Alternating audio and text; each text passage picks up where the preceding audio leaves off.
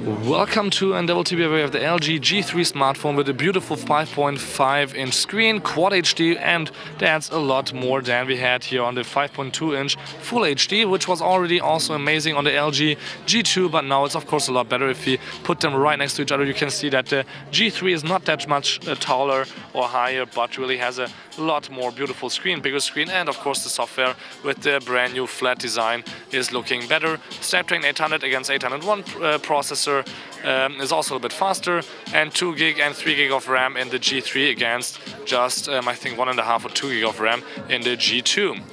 Both great front cameras and back cameras, but on the back camera now we have here an autofocus laser sensor and dual LED flash, but otherwise they are quite similar, except for of course here 1 watt speaker, so it's quite loud compared to the LG G2. If I put them both on top of each other, we will see that in terms of thickness they are about the same, but you can now take off the back metal cover actually on the G3, exchange a 3000 mAh battery, and also put in a micro SD if you need more space, which wasn't the case with the G2. You had to buy 16 or 32 and then with it.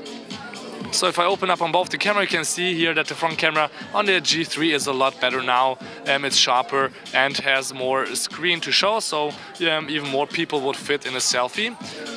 On the back, let's see if that really is the case, that the autofocus laser sensor means it's better. You can see that in terms of speed they are both about the same.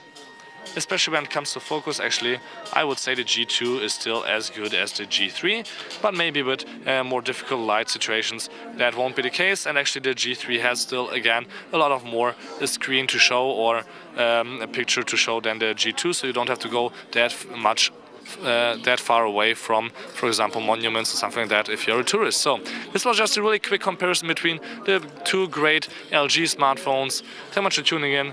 Till next time, please tune in again. My name is Balazs, and don't forget to subscribe.